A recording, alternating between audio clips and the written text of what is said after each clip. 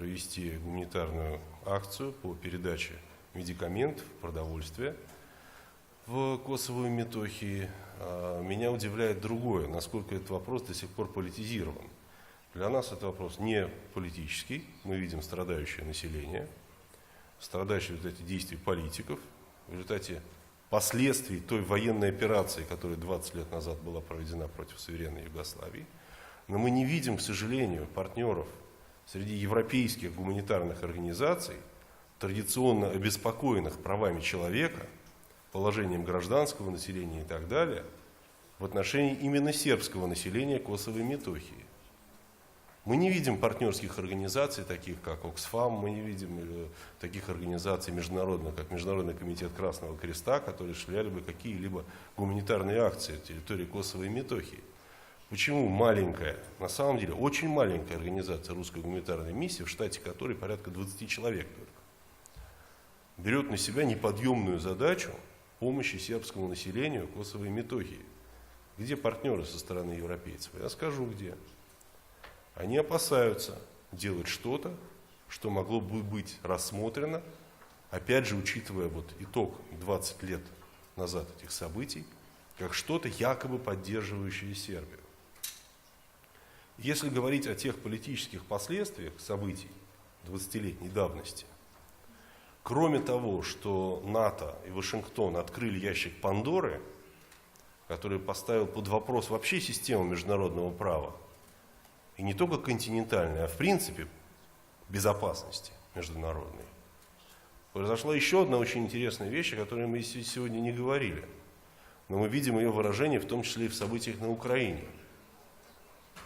Когда маргинальные и экстремистские политики, маргинальные и экстремистские круги с легкостью задают политическую повестку для политических мейджоров.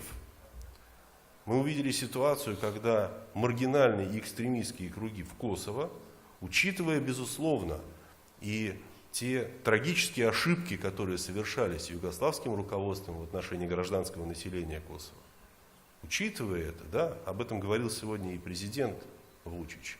Так вот, маргинальные и экстремистские круги Косово, по сути, взяли в заложники Европу и тогда, 20 лет назад, и сейчас, 20 лет спустя, диктуя эту повестку, делая сложным для европейцев проявление какой-либо взвешенной, адекватной, равноудаленной и беспристрастной позиции.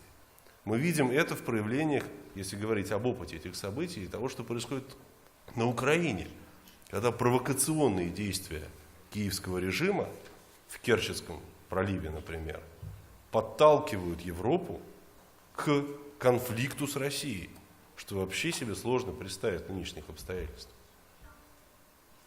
Я бы предложил нашим европейским коллегам об этом задуматься.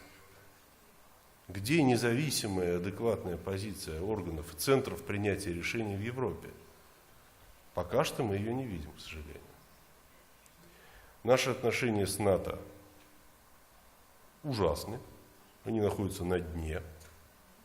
Мы видим постоянную песню со стороны центров принятия решений в Североатлантическом блоке о том, что необходимо ограничивать Россию или как-то обороняться от России. Это потому, что у России нет никаких, ни единого плана, даже мысли такой, что-то там совершать агрессивное в отношении европейских стран.